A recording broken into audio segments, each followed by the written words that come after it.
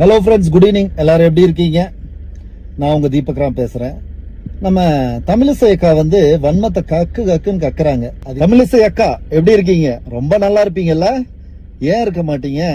இத்தனை வருஷமா உங்க மனசுக்குள்ள வச்சிருந்த வன்மத்தை கக்குன்னு கக்கிட்டு இருக்கீங்கல்ல, நல்லாதான் இருப்பீங்க. நீங்க என்ன சொல்றீங்க? தலைவர் அண்ணாமலை ஒரு ஃபெயிலியர் அப்படின்னு சொல்றீங்க. How dare you? நீங்க இதெல்லாம் சொல்லும் போது எனக்கு வியப்பாவும் இருக்கு, சிரிப்பாவும் இருக்கு, கோபமாவும் வருது. நீங்க எவ்வளவு பெரிய சக்சஸ்ஃபுல் லீடர் அப்படின்னு நான் சொல்லிட்டா? 2014 இருந்து 2019 வரைக்கும் நீங்க பிஜேபியோட ஸ்டேட் பிரசிடண்டா இருந்தீங்க, கரெக்டா? அந்த டைம்ல 2 எலெக்ஷன்ஸ் நீங்க உங்க தலைமையில ஃபேஸ் பண்ணீங்க. ஃபர்ஸ்ட் எலெக்ஷன் 2016, அது ஒரு அசம்பிளி எலெக்ஷன். அந்த எலெக்ஷன்ல நீங்க பிஜேபியோட ஓட் பர்சன்டேஜ் எவ்வளவு வச்சிருந்தீங்க தெரியுமா? Just 2.8%. After that Lok Sabha election வந்தது. அதுல உங்க பிரதானமான ஒரு கூட்டணி இருக்குல்ல, அஇஅதிமுக, அந்த கூட்டணியோட சேர்ந்து நீங்க எலெக்ஷனை ஃபேஸ் பண்ணீங்க. அதுல நீங்க வாங்கின பர்சன்டேஜ் 3.3%. உங்களோட பார்ட்னர் பொன் ராதாகிருஷ்ணன் அவர்கள், அவரும் 2004 இருந்து 2007 வரை மாநில தலைவராக இருந்திருக்காரு பாரதிய ஜனதா கட்சியில. அந்த டைம்ல அவர் வாங்கின அவர் வச்சிருந்த பர்சன்டேஜ் எவ்வளவுன்னு கேட்டீங்கன்னா ஜஸ்ட் 2.8%. இப்படி இருக்கக்கூடிய நீங்க பிஜேபிக்கு நாங்க தான் அடையாளத்தை கொடுத்தோம், நாங்க தான் தாங்கி பிடிச்சோம் அப்படின்னு சொல்லுவீங்க. 10% தனியா பிஜேபிக்கு ஓட் பேங்க் இன்க்ரீஸ் பண்ண மிஸ்டர் அண்ணாமலையை ஃபெயிலியர் சொல்லுவீங்க. நான் மறுபடியும் சொல்றேன், தயவு செய்து இந்த விமர்சனத்துல நிறுத்திக்கோங்க, அதுதான் உங்களுக்கு நல்லது. அண்ட் இன்னொரு விஷயம், சென்ட்ரல் கவர்மெண்ட்ல மேல இருக்க பிஜேபியில இருக்கக்கூடிய தலைவர்களுக்கு போனவங்களை பத்தி என்ன கவலை அப்படின்னு கேக்குறீங்க. அவங்க உங்ககிட்ட சொன்னாங்களா எங்களுக்கு கவலை இல்லைன்னு? நீங்க அப்படியே தப்பா ஒரு பிம்பத்தை கிரியேட் பண்றது, அதே மாதிரி மோடிஜிக்கு நாங்கெல்லாம் எதிரி மாதிரி போர்ட்ரே பண்றது, இந்த வேலையெல்லாம் ஜஸ்ட் ஸ்டாப் இட், ஓகே? நான் லாஸ்டா ஒரு விஷயம் சொல்றேன். திரைப்படங்கள் நிறைய பார்த்திருப்பீங்க. அந்த திரைப்படங்கள்ல 2 பேர் பயங்கர ஃபேமஸ் ஆவாங்க மக்கள் மத்தியில. 2 பேருக்கு ரசிகர் கூட்டம் அதிகமா இருக்கும். ஒன்னு அந்த பிலிமோட ஹீரோக்கு, 2வது அந்த பிலிம்ல இருக்கக்கூடிய வில்லன். புரியுதா? இப்ப என்னன்னு கேட்டீங்கன்னா, இந்த வில்லன் ஹீரோ அடிச்சாதான் அவன் ஃபேமஸ் ஆவான். தமிழ்நாடு பிஜேபியில இப்ப வானதி அக்கா இருக்கிறாங்க, எல்முருகன் இருக்கிறாரு, அதே மாதிரி பாத்தீங்கன்னா பொன் ராதாகிருஷ்ணன் இருக்கிறாரு, அண்ட் நீங்க இருக்கிறீங்க, அண்ட் கொஞ்சம் தலைவர்கள். நீங்க எல்லாம் எப்படின்னா அந்த ஸ்டேட் பிரசிடென்ட் அப்படிங்கிற பொசிஷனுக்கு வர்றதுக்காக ட்ரை பண்ணிட்டு இருக்கீங்க.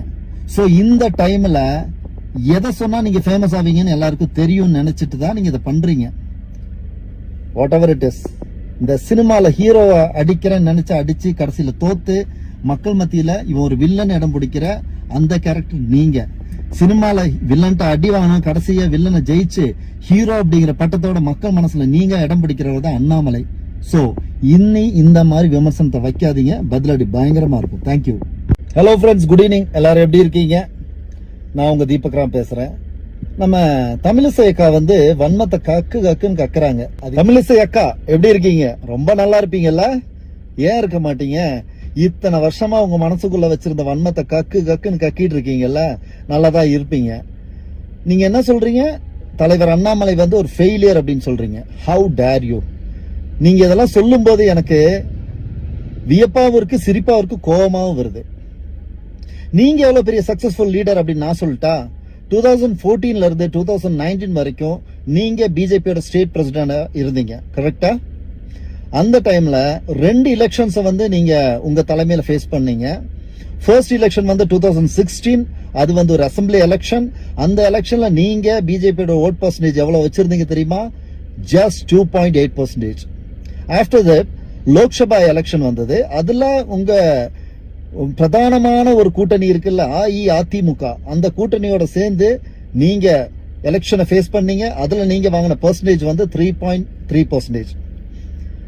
உங்களோட பார்ட்னர் பொன் ராதாகிருஷ்ணன் அவர்கள், அவரும் 2004 இருந்து 2007 வரை மாநில தலைவராக இருந்திருக்காரு பாரதிய ஜனதா கட்சியில. அந்த டைம்ல அவர் வாங்கின அவர் வச்சிருந்த பர்சன்டேஜ் எவ்வளவுன்னு கேட்டீங்கன்னா ஜஸ்ட் 2.8%. இப்படி இருக்கக்கூடிய நீங்க பிஜேபிக்கு நாங்க தான் அடையாளத்தை கொடுத்தோம், நாங்க தான் தாங்கி பிடிச்சோம் அப்படின்னு சொல்லுவீங்க. 10% தனியா பிஜேபிக்கு ஓட் பேங்க் இன்க்ரீஸ் பண்ண மிஸ்டர் அண்ணாமலையை ஃபெயிலியர் சொல்லுவீங்க. நான் மறுபடியும் சொல்றேன், தயவு செய்து இந்த விமர்சனத்துல நிறுத்திக்கோங்க, அதுதான் உங்களுக்கு நல்லது. அண்ட் இன்னொரு விஷயம், சென்ட்ரல் கவர்மெண்ட்ல மேல இருக்க பிஜேபியில இருக்கக்கூடிய தலைவர்களுக்கு வந்து போனவங்களை பத்தி என்ன கவலை அப்படின்னு கேக்குறீங்க. அவங்க உங்ககிட்ட வந்து சொன்னாங்களா எங்களுக்கு கவலை இல்லைன்னு? நீங்க அப்படியே தப்பா ஒரு பிம்பத்தை கிரியேட் பண்றது, அதே மாதிரி மோடிஜிக்கு வந்து நாங்களாம் எதிரி மாதிரி போர்ட்ரே பண்ற இந்த வேலையெல்லாம் ஜஸ்ட் ஸ்டாப் இட். ஓகே, நான் லாஸ்டா ஒரு விஷயம் சொல்றேன். திரைப்படங்கள் நிறைய பார்த்திருப்பீங்க. அந்த திரைப்படங்கள்ல 2 பேர் பயங்கர ஃபேமஸ் ஆவாங்க மக்கள் மத்தியில. 2 பேருக்கு ரசிகர் கூட்டம் அதிகமா இருக்கும். ஒண்ணு அந்த பிலிமோட ஹீரோக்கு, 2வது அந்த பிலிம்ல இருக்கக்கூடிய வில்லன். புரியுதா?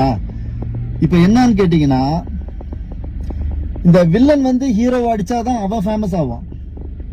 தமிழ்நாடு பிஜேபியில இப்ப வானதி அக்கா இருக்கிறாங்க, எல்முருகன் இருக்கிறாரு, அதே மாதிரி பாத்தீங்கன்னா பொன் ராதாகிருஷ்ணன் இருக்கிறாரு, அண்ட் நீங்க இருக்கிறீங்க, அண்ட் கொஞ்சம் தலைவர்கள். நீங்க எல்லாம் எப்படின்னா அந்த ஸ்டேட் பிரசிடென்ட் அப்படிங்கிற பொசிஷனுக்கு வர்றதுக்காக ட்ரை பண்ணிட்டு இருக்கீங்க.